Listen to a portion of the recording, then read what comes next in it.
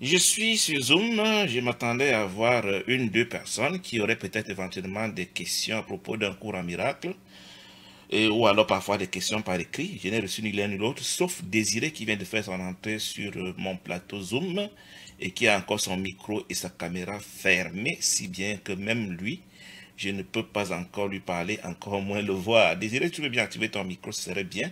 Oui, Bonjour. oui, en tout cas, je suis très content. Mhm, Tu sais, je vais d'abord t'expliquer euh, une compréhension que je viens de m'éclaircir un peu. mhm. Et bon, tu vas quand même corriger si c'est pas comme ça, tu vas me rectifier. Ok. Tu sais, tu avais parlé des puzzles. Mhm, Tu sais, moi, je comprenais ça, mais ce n'est pas, c'est comme si c'est mental, quoi. C'est pas rentrer dans profondeur. mhm, Maintenant, en réfléchissant sur ça, j'ai compris que quand on dit que nous sommes un mhm, et que Dieu a un seul fils, mhm. j'ai compris que le fils, c'est l'ensemble des puzzles qui va former, par exemple, comment on appelle ça, qui va se regrouper. C'est ça le fils. Mhm, C'est ça qu'on a appelé le Christ. mhm, Mais chaque puzzle, puisque nous sommes dans le rêve, on croit qu'on est individuel, mhm, mais l'individualité n'est pas là, parce que quand le puzzle va se regrouper, mhm. ça serait le Fils. Que c'est beau. Tu vois, non? Mhm, Et je dis, donc je me suis dit que mais, si c'est comme ça, mhm, le fait même que je crois que je suis une personnalité, une individualité, mhm, c'est déjà l'erreur. mhm, Donc, comme tu le dis, c'est de reconnaître Christ. Tu n'es que, c'est cette partie du Christ-là. Tu es Christ. mhm, On ne peut même pas dire qu'une partie, on peut dire que c'est toi le Christ. mhm. Et quand tu te reconnais Christ, que tu commences à fonctionner Voilà. comme dans le Saint-Esprit. Ça, c'est En beau. tout cas, c'est la compréhension. Depuis que tu parlais des peuples, tu vois, moi, je n'arrivais pas à comprendre ça, mais Mhm. il y a 2 ou 3 jours que vraiment c'est venu, j'ai dit, mais c'est ça, le frère parlait chaque fois, mais moi, je ne comprenais pas. Mhm. C'était très, très dur, mais l'autre jour, ça m'a éclairci. J'ai dit, mais c'est ça le Christ. D'accord. Donc, si vraiment je n'ai pas bien compris, il faut m'éclaircir ça, Mhm, parce que c'est ça quand même que j'ai compris. Pour moi, c'était comme ça. mhm. C'est merveilleux. Seulement expliquer ce que tu as dit. Si je vais ajouter quelque chose, ce n'est qu'un complément parce que les concepts ont souvent plusieurs manières de les exprimer. C'est ça que le cours en miracle dit même la même chose parfois 10, 20, 15 fois de manière différente pour que celui qui n'a pas compris une manière peut comprendre de l'autre manière. Donc je veux revenir sur le sujet dont tu viens de parler pour donner d'autres formulations de cette notion de fils unique ou bien d'unité parfaite. Ouais. Donc une première approche, c'est celle de comprendre que seule l'idée est réelle et on ne peut pas matériellement distinguer une idée d'une autre. L'idée est comme le vide.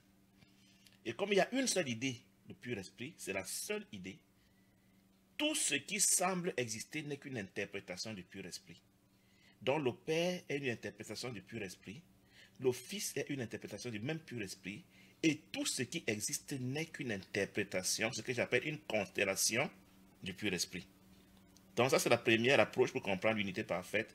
Il y a une Ouais. seule idée et Désiré a le droit de se faire son opinion, son idée de l'idée unique qui existe. Donc les êtres qui semblent exister, qui sont, ne sont que des interprétations, des approches, des perceptions de cette même idée qu'on appelle le pur esprit. C'est pour ça que le pur esprit est tout et il n'y a rien d'autre. C'est ça qui fait l'unité parfaite. C'est-à-dire tout ce qui est réel est regroupé, appartient, est simplement une réinterprétation du même pur esprit. C'est ça qui fait l'unité parfaite. Tu peux aussi comprendre l'unité parfaite en ceci que quand on revient au niveau de la dualité, étant donné que nous avons l'impression d'être nombreux, on dit l'unité parfaite devient l'égalité, le fait d'être égaux. Tu vois, parce qu'ici, Mhm. on croit qu'on est des corps. Donc, la transposition de l'unité parfaite dans le rêve devient le concept de l'égalité. Donc, quand tu adhères à l'unité parfaite, tu conçois l'égalité sans compromis de Dieu et de toute création. Parce qu'il n'y a pas égalité, il y a deux. Ça veut dire que tu fonctionnes maintenant sur le mode de ce qu'on peut appeler en français les archétypes. L'archétype est comme le modèle, tu vois, quand on dit l'arbre, l'arbre est un archétype de tous les arbres. Donc on dirait que Dieu a créé un seul arbre, c'est l'arbre. L'arbre ici étant le concept et non pas le détail. Donc quand on dit que Dieu a un fils unique, c'est l'archétype qui est le Christ, le modèle de toutes ses créations. On dit qu'il a créé le Christ et le Christ a créé ses frères parce que le Christ est comme le moule dans lequel Dieu a dit toutes mes créations seront créées comme ceci. Et il a choisi de les créer exactement comme lui-même. Donc, comme il n'y a qu'une idée, il a dit, moi je suis l'idée qui a créé l'idée, mais je permets à mon fils de se faire aussi son opinion sur l'idée que j'ai créée. C'est ça le Christ. C'est en cela que nous sommes tous le Christ, parce que nous pensons tous comme Dieu, et nous sommes tous des créations de Dieu. Le Christ est à la fois l'individu, entre guillemets, c'est-à-dire l'être, et il a à la fois toute la finalité. En fait, tout ce qui est créé par Dieu est appelé le Christ. C'est en cela qu'on dit que nous sommes le Fils unique. Dans le rêve, il y a aussi une seule idée qu'on appelle l'ego. C'est-à-dire qu'il n'y a que deux idées dans l'univers. Il y a l'idée pure esprit et l'idée ego. L'idée pure esprit, c'est l'idée qui ne peut jamais être divisée, qui ne croit qu'à l'égalité. Et l'idée ego, c'est l'idée qui croit à la division, qui croit aux inégalités. Donc, pour pouvoir manifester des symboles, il a fallu que nous inventions l'idée divisible, l'idée qui peut être modifiée, qu'on appelle l'ego, l'idée qui a des polarités, l'idée qui a des opposés. Donc, il n'y a que deux idées dans la réalité et tout ce qui semble être ou exister est toujours une interprétation de l'une ou de l'autre idée. Nos corps, par exemple, sont des symboles de l'idée de l'ego. Pourquoi? Parce que nous sommes manifestés. L'idée du puits d'esprit ne pourra pas être divisée, elle ne peut pas manifester quelque chose qui peut être divisé. Donc, dès que tu vois quelque chose qui peut être divisé, cette chose est forcément une émanation, une réinterprétation, une explosion de l'idée de l'ego, une fragmentation de l'idée de l'ego, parce que l'idée pure ne peut pas être divisée, elle ne peut donc pas manifester des symboles. Donc, pour comprendre un cours en miracle, Désiré, tu dois comprendre que le cours te parle seulement de la logique de deux idées, et seulement deux idées. L'idée vraie, le pur esprit, et l'idée fausse, imaginaire, inventée, rêvée, fantasmée, hallucinée, qui est l'ego. Et tout ce qui semble être ou exister est soit une représentation de l'idée vraie, le pur esprit, soit une représentation, un symbole de l'idée fausse, l'ego. Maintenant, dans le rêve, comme le rêve, on ne peut pas transporter le pur esprit dans le rêve, le Saint-Esprit est le rêve du pur esprit. Donc, l'ego n'existe que dans le rêve, parce que l'ego n'est pas réel. Donc, comme Dieu ne voulait pas nous abandonner dans le rêve avec l'ego, il nous a permis d'emporter dans le rêve l'idée du pur esprit qu'on appelle le Saint-Esprit. Donc, le Saint-Esprit, c'est le représentant de Dieu dans le rêve, mais cette fois-là, on imagine que puisque nous, on a décidé de nous diviser, alors le Saint-Esprit dit, je vais suivre mes frères dans leur jeu de la division. Ils ont pensé qu'ils sont divisés, alors il veut faire comme si ça existe. C'est ça qu'on appelle l'entièreté. C'est ça que j'appelle le puzzle. Donc le fait que dans le rêve, on conçoit quand même que le pur esprit puisse éventuellement avoir été divisé, mais sachant que ce n'est qu'une division fantasmée, parce que dans le rêve, tu as le droit de faire même ce qui n'est pas permis dans la réalité. Tu comprends? Donc, dans le rêve, nous avons conçu qu'on puisse quand même envisager la possibilité que le pur esprit ait été divisé, même si ce n'est pas vrai. Et puis on dit, on va donc recomposer le puzzle. C'est de ça que tu parlais tantôt. Donc, Oui. l'entièreté dans le rêve est le pendant de l'unité parfaite dans la réalité. Donc, pour partir de la fragmentation que l'ego nous a enseignée, l'étape intermédiaire est d'apprendre à penser en termes d'entièreté avant de pouvoir retourner à l'unité parfaite. Donc, dans le rêve, on a l'entièreté, c'est-à-dire le puzzle dont tu parlais, qui est juxtaposé à la fragmentation. Donc, c'est la réparation de la fragmentation que tu appelles l'entièreté. Quand tu as donc appris à penser en termes d'entièreté, c'est là que tu peux te réveiller pour être conscient de l'unité parfaite. Mais si tu passes de la fragmentation directement à l'unité parfaite, tu auras un choc. Donc, l'entièreté, le Saint-Esprit, est un enseignant, un entraîneur qui nous apprend à penser comme Dieu, qui nous apprend à penser en termes d'unité parfaite, mais d'une manière intermédiaire qu'on appelle l'entièreté dans le rêve. C'est un peu de ça qu'il s'agit. Quand j'ai trouvé cela, je dis, mais en ce moment, le cours dit que les pensées ne quittent pas leur source. C'est ça. Mais qui a pensé de la division? Qui a pensé de l'ego? Et si c'est le Fils, mais Donc cette pensée est toujours dans le Fils. Mhm. Et où se trouvent les pensées d'or du Fils? Mhm. Si le Père a permis que le Fils pense à travers lui. Oh, ben que c'est beau. Ça, c'est la question. Si tu peux prendre la parole, Désiré. Oui, oui. C'est la question que tout le monde se pose et qu'on croit qu'elle est magique. Tu dois comprendre une chose, c'est qu'il y a un principe d'abord dans le cours, je crois c'est au chapitre 6, section 4, paragraphe 5, si je m'abuse, c'est un truc tellement important que c'est l'un des rares passages que je me suis efforcé à retenir dans le cours. C'est un passage qui dit que, peut-être que je peux même le lire, c'est peut-être prudent de le lire, c'est un passage tellement important, si les gens le lisaient, cette question ne reviendrait pas constamment comme un mystère, comme une sorte de magie, comme c'est quelque chose d'incompréhensible. Il y en a même qui croient que ce n'est pas compréhensible. Je vois chapitre 6. Tu as le cours devant toi, Désiré. Non, Chapitre 6. je peux pas, je suis avec le téléphone. Ah, Si d'accord. j'étais avec Laisse-moi l'ordinateur, oui. chercher rapidement si je peux trouver facilement. C'est écrit, Désiré, tu m'écoutes. Oui, oui. Dieu, dans le pur esprit, Dieu, dans l'idée Mhm, unique, qui englobe tout être, a mhm, créé des êtres qui ont tout, souligne le mot, individuellement, mais qui veulent le partager pour augmenter leur joie. Fin de la citation.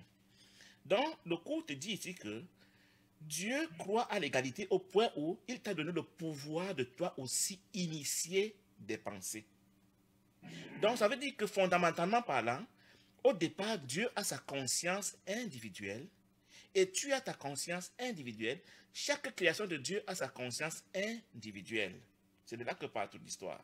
mhm, Au nom de l'égalité, Dieu ne pouvait pas t'empêcher de ne pas avoir une conscience individuelle comme lui aussi en a une. Maintenant, il a suggéré à son fils, mhm, je te suggère, pour continuer à bénéficier de ma protection et de mes attributs, de demeurer dans l'unité parfaite avec ma conscience et de mettre ta propre conscience en berne. Mais il n'a pas le pouvoir, au nom de mhm, l'égalité, de t'interdire d'activer ta conscience individuelle. La séparation a consisté simplement au fait que le Fils, pendant une fraction de nanoseconde, Désiré, souviens-toi qu'au ciel, dans l'éternité, il n'y a pas de temps linéaire. Ça veut dire que ce que je suis en train de te mhm, raconter là s'est passé en même temps qu'il créait. Tout s'est passé en un claquement de doigts, en une microseconde. C'est-à-dire, même le flash de pensée d'individualité s'est passé au moment de la création. Même la séparation rêvée s'est passée en une fraction de seconde et instantanément tout s'est terminé. C'est pour ça qu'on dit que le rêve n'a jamais eu lieu parce qu'il a tellement été furtif et rapide que le cours appelle ça un bref assoupissement. Tu vois? Donc, ce que les gens doivent mhm, d'abord comprendre, c'est que nous sommes d'abord des individualités, même au ciel. Le fait de s'unir dans l'unité parfaite est une décision libre de chacun d'entre nous et il est donc arrivé à un seul être créé par Dieu de vouloir pendant une fraction de seconde faire valoir son droit à l'individualisme et il a osé penser en dehors de l'unité parfaite. Dans l'unité parfaite, mhm, on partage tout et tout, ce sont des pensées. Donc pour une fois qu'un a pensé seul dans son coin, pensé des rêves secrets et des pensées secrètes, il a manifesté quelque chose qui est resté calé. Donc l'idée de l'individualité, nous la conservons, nous l'avons, nous avons le droit d'en faire usage, mais comme tout s'était passé une seule fois, que ça ne se passera plus jamais, parce qu'il n'y a pas de temps linéaire au ciel, il n'y a pas de peur à avoir que ça peut recommencer. C'est déjà fait, c'est terminé. Mais il est arrivé dans l'histoire de la création que pendant une fraction de nanoseconde, un minuscule aspect du Christ, c'est-à-dire un être, a joué avec cette idée pendant une microseconde et ça a donné dans la catastrophe qu'on appelle l'ego. Donc l'individualité n'a pas été inventée par nous, elle est déjà là, comme tu viens de le lire. Dieu l'a créée, mais il a recommandé à son fils de demeurer dans l'unité parfaite avec lui. Voilà d'où est venu l'ego, tu vas appeler ça ainsi. Donc, au don de la liberté, Dieu ne peut pas t'imposer de demeurer par force dans l'unité parfaite avec lui. Ça doit être une décision libre, volontaire et consentie. Mais si tu veux et tu ne le peux plus passer, le temps, il n'y a pas de temps au ciel, c'est déjà passé.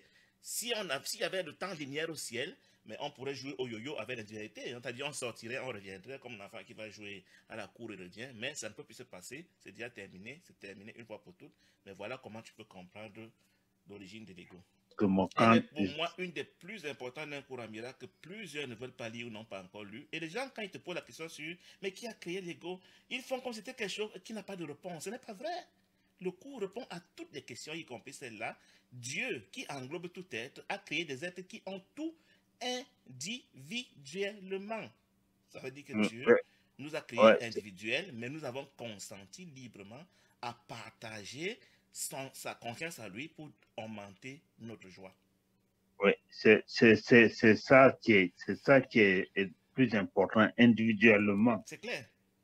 Ouais, C'est clair. c'est Ça ça. peut s'il y a un passage que je voudrais bien retenir dans un cours à miracle pour souvent le citer facilement pour les gens qui croient que c'est un mystère, c'est dans chapitre 4, section 7, paragraphe 5. C'est pour ceux qui veulent le lire, 475. C'est un seul chapitre, un seul passage d'un cours à miracle que j'ai envie de retenir par cœur. Les autres, je ne les retiens pas par cœur. 475, c'est un chiffre magique. Si quelqu'un vous demande encore d'où est venu l'ego, envoyez-le à la section 475, c'est-à-dire chapitre 4, section 7, paragraphe 5. Tu vois? C'est ça. Donc, En fait, l'individualité est là, mais tu es libre de l'utiliser ou de ne pas l'utiliser. Donc Dieu, nous l'avons utilisé une seule fois. On ne va plus jamais l'utiliser au ciel, c'est impossible parce qu'il ne se passe plus rien au ciel. Tout a été fait une fois. Maintenant, pour sortir du rêve, il faut abandonner cette idée de l'individualité pour rentrer à la réalité. Parce que la conscience, notre conscience individuelle, qui était mise en berne, c'est elle qui est venue se balader dans le rêve. C'est un peu comme quand tu dors la nuit dans ton lit. Désirer ton corps ne quitte pas ton lit, mais ta conscience va se balader dans des univers que tu ne connais même pas. Le matin, tu oublies. Dès que tu veux te réveiller, elle revient rapidement apparemment, dans ton corps et tu te réveilles. C'est la même chose que tu es en train de faire maintenant. Donc, le rêve a simplement consisté à ce que notre conscience individuelle, comme on vient de lire, qui était mise en berne au ciel, s'est évadée du ciel. C'est elle que j'appelle dans mes enseignements l'esprit conscient. C'est elle qui est en train de rêver. Quand elle va rentrer encore dans sa berne au ciel, c'est ça le retour au ciel, c'est ça l'illumination, c'est ça le retour à la connaissance de la vérité. Donc l'oiseau s'est envolé de la cage et il faudra bien qu'il rentre un jour au ciel.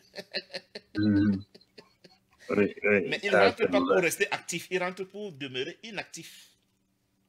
C'est ça le Ouais, retour au ouais. ciel.